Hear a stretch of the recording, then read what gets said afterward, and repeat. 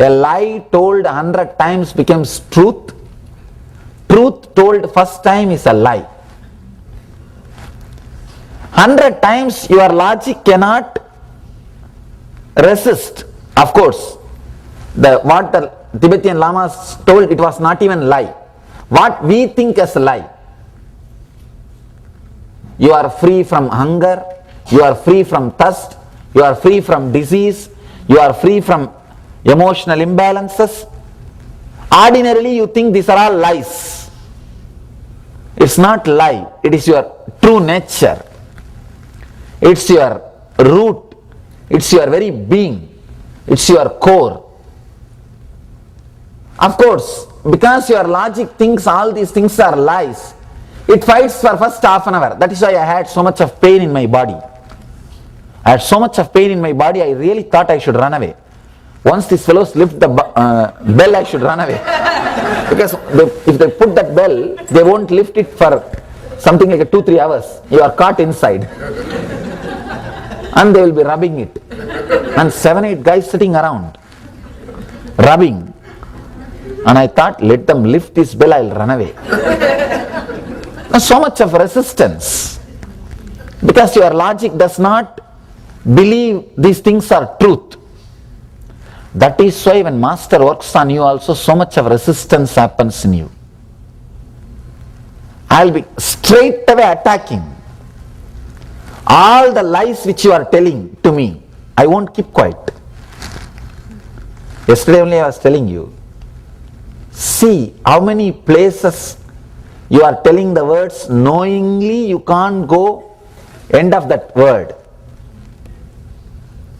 Even that you are very confident you are not telling any lie. Then I have to poke. Then I have to tell you no. Then I have to create a situation for you to understand you are telling some word, at least unconsciously, which you can't fulfill.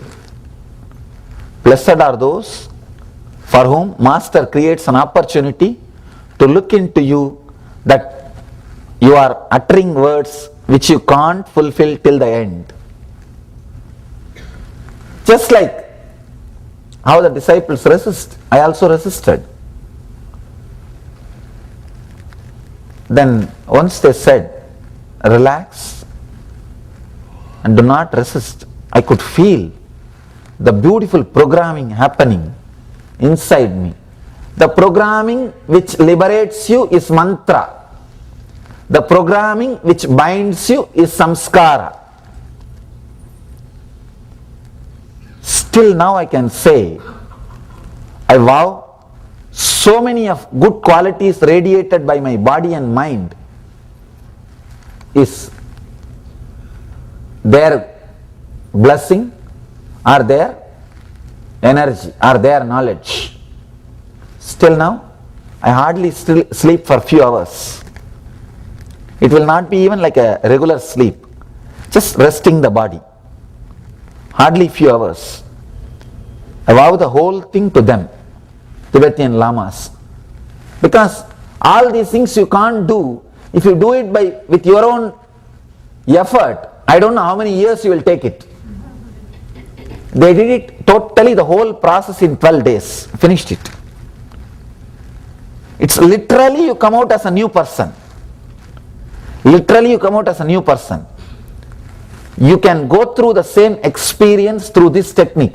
You don't need now 10 people and 1 bell to rub you. Now you don't need 1 bell and 10 people to sit around you and rub the bell.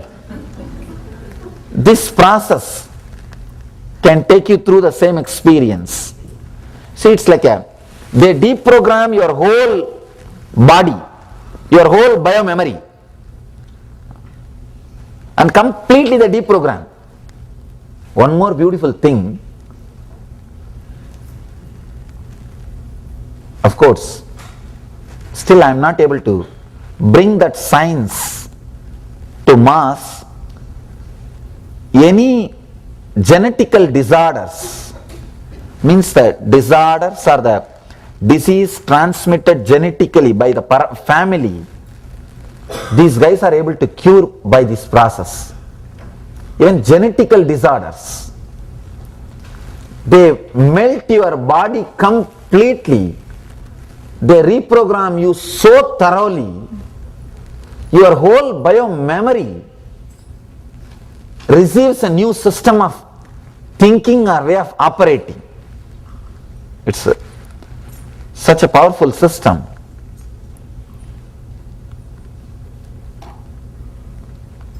This technique is the root from which they developed that technique, that method of programming the people, because this technique is far more older than that process.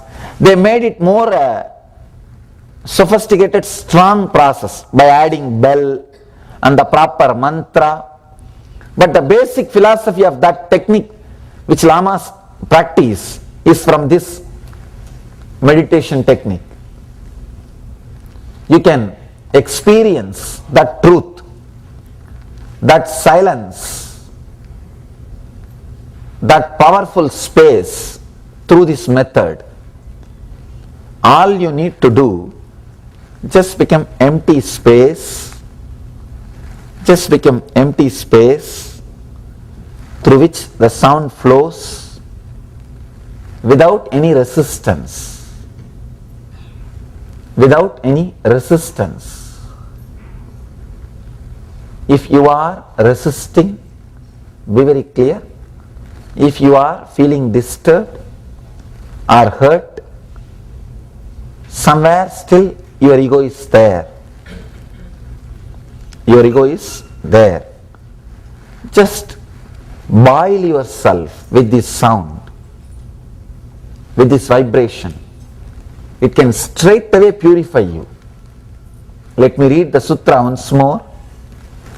Bathe in the center of sound as in the continuous sound of a waterfall, or by putting the fingers in the ears, hear the sound of sounds, anahata dvani.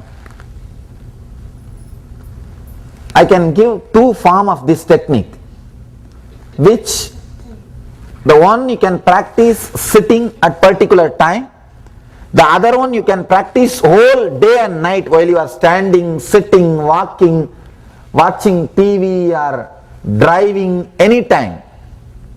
I'll give you the two versions of the same technique. One you can practice while you are sitting, means a particular time of your life, your routine, maybe some half an hour, 20 minutes, morning or evening you can pick up and practice. End of the discourse we will practice that technique.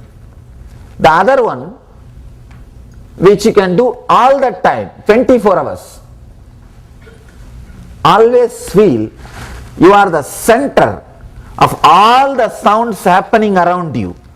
All sounds are flowing towards you, into you. That is the truth. Am I right? Any sound which you are listening or hearing, how you are able to hear? Because that has flowed towards you. It has entered into yourself.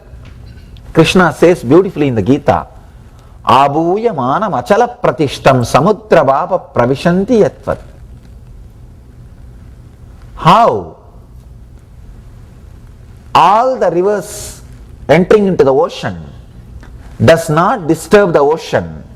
It is just established. Let all the sounds and whether it is pleasure or pain, all the things through the senses, let them all enter and let you not be disturbed. Be established.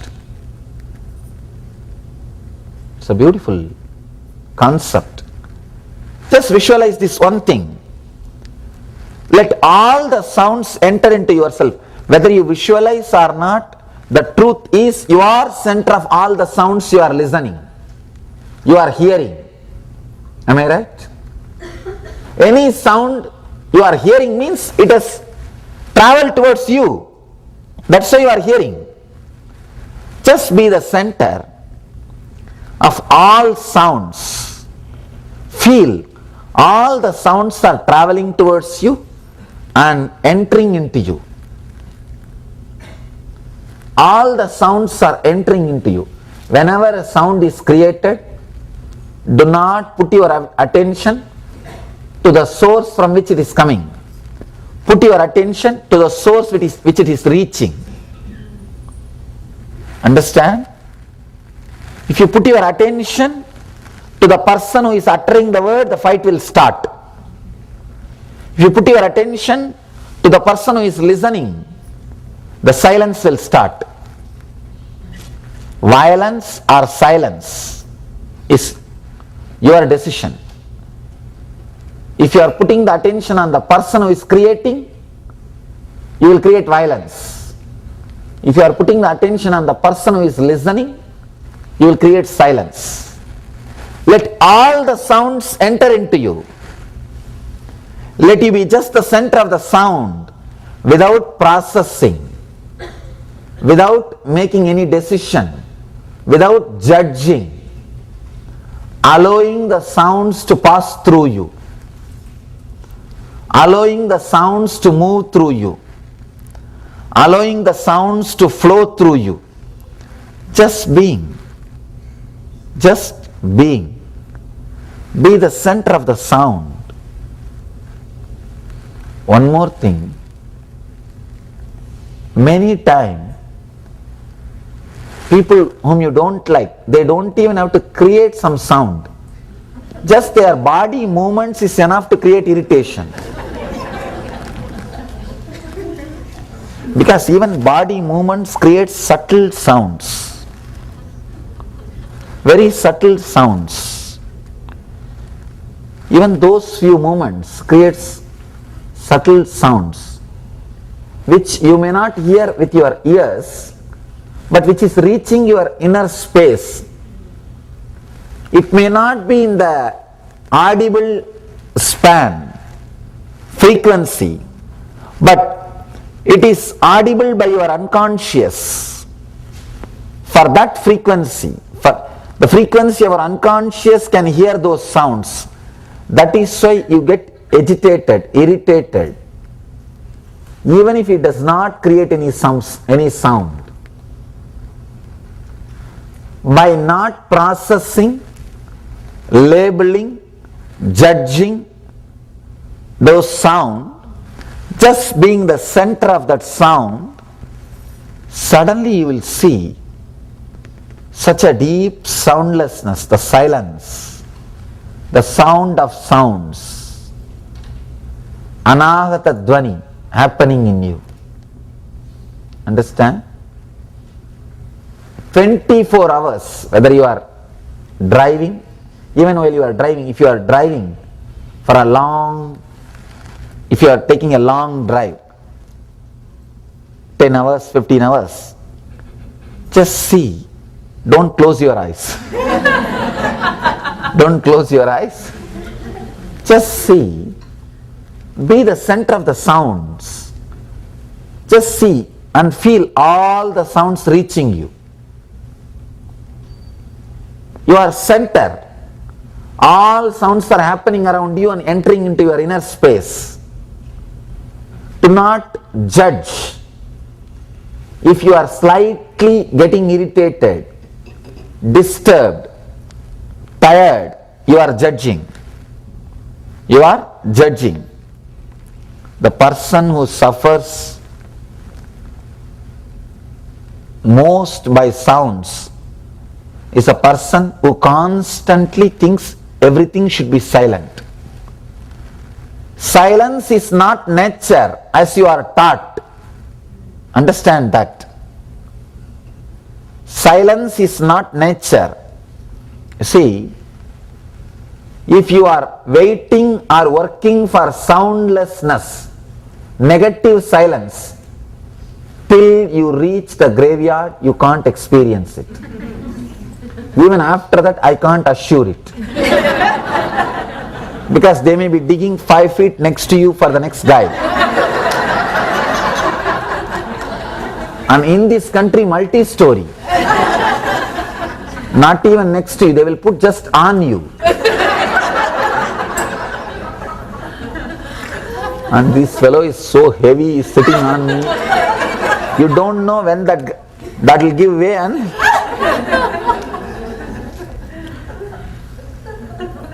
you can't have graveyard silence even in graveyard. See, you can't have the silence of graveyard even in graveyard. So, waiting for negative silence, soundlessness will never happen. There is one more thing called intense silence, where sounds do not create any reaction in you. The intense silence can be achieved even now, this moment. The silence of Mahadeva. If you see Shiva, he is sitting and meditating, not in graveyard silence. Intense silence. Intense silence, because he is surrounded by ghosts, bhutas. How can he be in the negative silence? No. And he is such an intense personality. How can he be in negative silence? No. Mahadeva is in the silence of intense silence. It is not negative silence. It is not soundlessness. It is sound of sounds. When he is sitting, he is centered in the sound of sounds without judging any sound. He is empty. All sounds are just entering into him and disappearing without creating a single ripple or any wave. You can have only Mahadeva silence, which he is describing here. Even in Himalayas, you cannot have the negative silence, because falls, rivers are flowing, falls are falling. How will you have the negative silence? No. Here, that's why Mahadeva is saying, I think he is giving the technique exactly which he is practicing or which he practiced. He says, bathe in the center of the sound as in the continuous sound of a waterfall. We believe that he lived in Kailash, where so many waterfalls are constantly flowing. That is why he is giving that example. Naturally, you will pick up the example only from the surroundings. As in the continuous sound of a waterfall, or by putting the fingers in ears. That's what he gives, the two version of the same method, two version, which you can practice sitting here and now, like half an hour, part of your life. The other one, sahaja, all the time, 24 hours you can practice. Let me now describe both the technique. One, sahaja, which you can always practice, which you can continuously practice. Wherever you go, there will be constant sounds. Always there will be some sound. Some sound will be going on. Even if there is no sound in the outer world, there will be sound in the inner world. You will be creating it. Visualize the sound created in the outer world or in the inner world by you. All of them are merging in your center. Do not give any meaning to any sound. Just visualize you are the center towards which all the sounds are flowing. You are like an ocean. All the rivers are entering into you. Every sound entering in your inner space is an ocean, is a river. Your inner space is an ocean. Every sound flowing into your inner space is a river. Just do not give meaning. Let that rivers flow into your ocean. Be that center of sounds. Suddenly you will see you are listening to the sound of sounds, unbroken sound, very powerful sound. You will be in a totally different frequency. This is the method to be practiced 24 hours.